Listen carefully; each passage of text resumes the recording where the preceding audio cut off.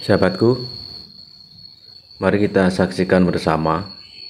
Ini ada kaleng yang berhamburan, dan kaleng ini akan dipendam di tanah.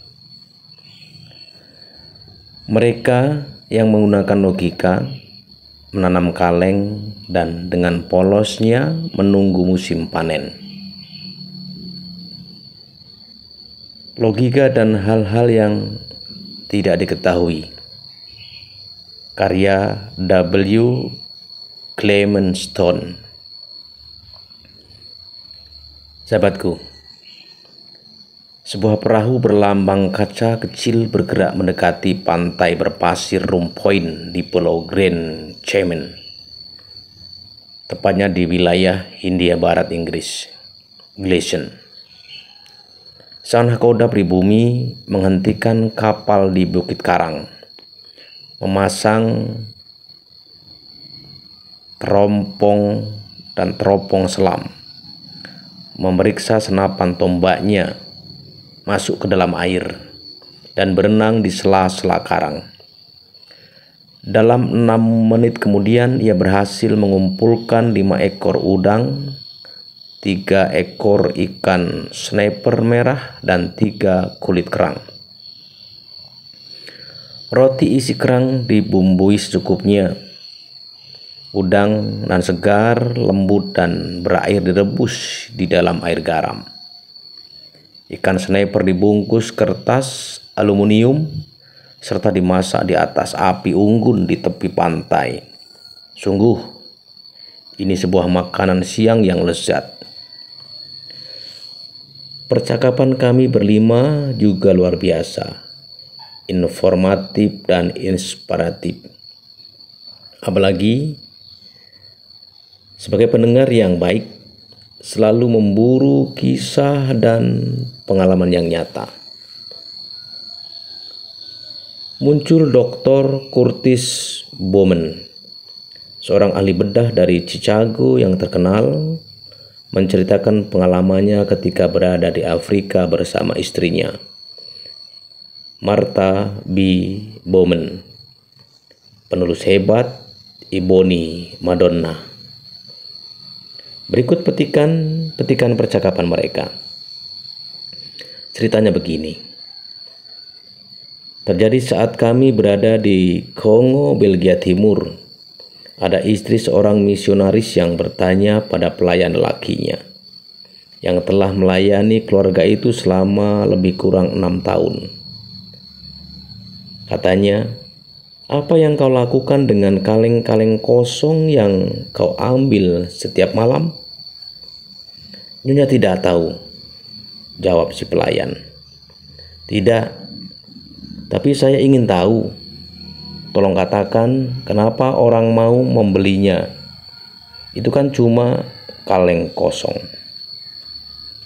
Sahabatku, cerita ini akan kita tarik sebuah logika dan hal-hal yang tidak masuk dalam logika. Mereka membelinya untuk digunakan seperti yang Nyonya gunakan, jawab si pemuda setelah ragu sejenak dan tampak heran. "Saya tidak paham benar maksudmu. Tolong katakan dengan jelas apa yang dilakukan dan mengapa engkau melakukan dengan kaleng-kaleng itu, atau cara yang Anda pakai dengan menggunakan kaleng-kaleng itu," desak sang istri misionaris. Dan dia kontan tercengang mendengar jawaban si pemuda. "Saya juga." "Anda pasti juga akan tercengang." Lalu begini jawabannya. "Saat kami merdeka kelak, kami akan jadi orang kaya. Kami akan memiliki segala yang dipunyai orang kulit putih. Nah, kami sengaja menanam kaleng-kaleng itu. Kami kubur dalam-dalam, karena suatu hari nanti kami juga akan memanen kendaraan bermotor." Lalu saya berkomentar, supaya mereka tahu, rupanya ia merasionalisasi secara logis berdasarkan pengalamannya.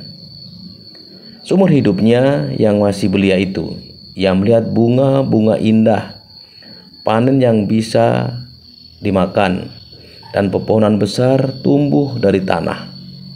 Wajar kalau kemudian ia dan rakyatnya berpikir bahwa kaleng bila ditanam dengan benar akan tumbuh menjadi kendaraan bermotor. Masalahnya, pemikiran yang ia lakukan, seperti kebanyakan dari kita juga, didasarkan pada premis yang salah. Ia tidak mempertimbangkan hal-hal yang tidak diketahui. Dr. Bromin lalu menceritakan pengalamannya saat memberi pelajaran di Afrika. Kalian tahu, kakak ipar saya adalah seorang misionaris di Afrika selama bertahun-tahun. Berkat instruksi dan bantuannya, kami berkelana dari satu misi ke misi yang lain dengan total ada 51 stasiun misi. Kami berbicara dalam bahasa misionaris. Keluarga pribumi percaya pada kami. Kami ingin membantu dan kami diterima dengan baik di mana mereka berada. Kendati memotret para penari pribumi sebenarnya dianggap tabu, kami diperbolehkan melakukannya. Dalam suatu buku Ebony Madonna, istri Anda menuturkan kisah tentang sekelompok pribumi berpenyakit lepra yang pulang ke desanya dan bereaksi sesuai keyakinan tersebut. Bagaimana penyakit lepranya? Bagaimana pengobatannya? Tanya saya.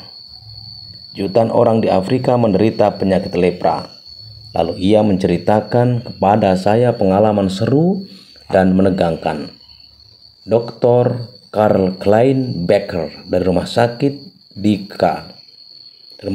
Deka di Oicha, Buna, Kongo. Rata-rata sehari 1.200 pasien dirawat oleh Dr. Becker dan stafnya. Selain lebih dari 2.800 pasien di koloni lepra yang dipimpinnya, 90% pasien berhasil sembuhkan. Tentu saja jika ada tangan yang terserang, tidak mungkin bisa tumbuh baru. Tapi penyakit itu berhasil ditangani dan pasiennya sembuh permanen.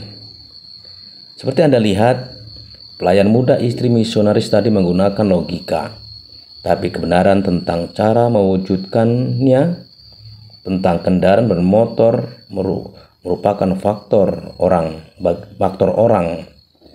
dan faktor asing baginya, karena ia tidak tahu fakta-faktanya. Penyembuhan penyakit lepra yang mengerikan bahkan masih menjadi misteri bagi jutaan orang sampai sekarang. Kendati demikian, 90% pasien berhasil disembuhkan di leprosarium. 100% pasti bisa disembuhkan, bisa mendapat perhatian medis tepat pada waktunya. Jadi dalam konteks rasionalisasi, mari mulai dari apa yang kita ketahui. Gunakan logika. Tapi sebelum sampai pada kesimpulan, jangan lupa memperhatikan pentingnya hal-hal yang tidak diketahui. Karena kebenaran akan tetap merupakan kebenaran terlepas dari kebodohan, terlepas dari ketidakpercayaan atau penolakan seseorang untuk berusaha memahaminya. Inilah kisah seorang yang menanam kaleng dengan yakinnya, dengan polosnya menunggu musim panen. Sahabatku, ini pemahaman logika yang terkadang tidak masuk akal, tapi logika terkadang menghantarkan kita agar memahami hal-hal yang tidak masuk akal juga. Dan meski demikian, logika menjadi peran penting bagi memahami hal-hal yang ada di dunia. Semoga bermanfaat. Bye-bye.